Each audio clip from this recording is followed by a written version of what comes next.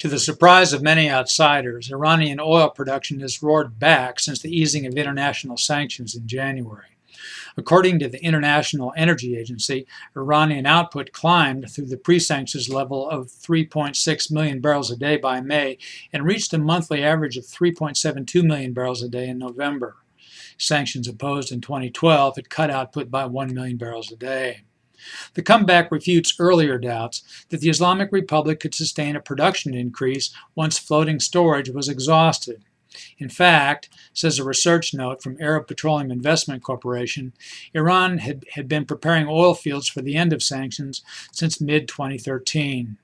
With help from China National Petroleum Corporation and Sinopec Group, National Iranian Oil Company has been refurbishing and debottlenecking production equipment and drilling and working over wells.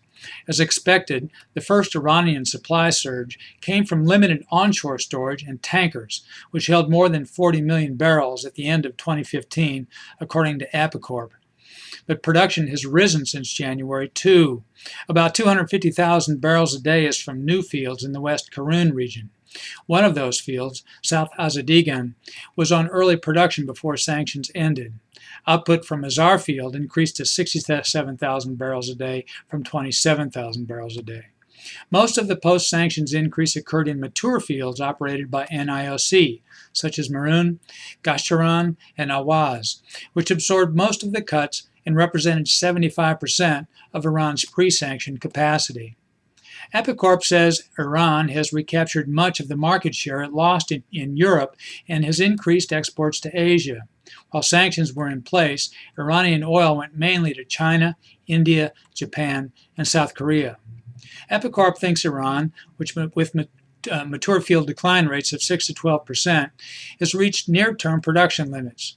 In the medium term, however, capacity will increase in West Karun fields such as Yadavaran, North and South Azedegan, and North and South Yaran.